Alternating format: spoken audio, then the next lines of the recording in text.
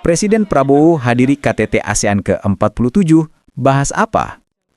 Presiden Prabowo Subianto menghadiri pembukaan konferensi tingkat tinggi ASEAN ke-47 di Kuala Lumpur Convention Center KLCC, Malaysia, pada Minggu. Kehadiran Prabowo disambut Perdana Menteri Malaysia sekaligus Ketua ASEAN 2025, Anwar Ibrahim. Dalam sesi pleno yang diikuti para pemimpin ASEAN, Presiden Prabowo menekankan pentingnya persatuan kawasan sebagai kekuatan strategis menghadapi gejolak global. KTT ke-47 ini yang berlangsung hingga 28 Oktober 2025 dengan tema Inklusivitas dan Keberlanjutan.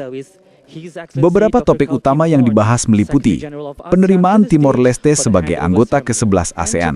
Para pemimpin juga membahas implementasi 5-point konsensus untuk Myanmar serta ketegangan di Laut Cina Selatan.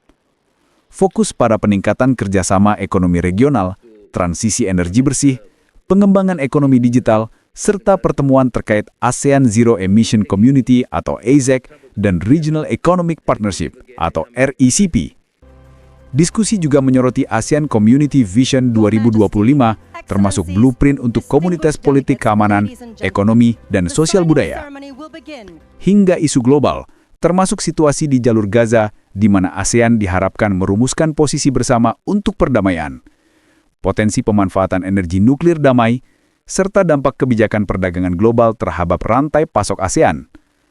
Selain itu, ada pembahasan perjanjian perdamaian antara Thailand dan Kamboja yang difasilitasi AS, serta Kuala Lumpur Accord untuk stabilitas perbatasan.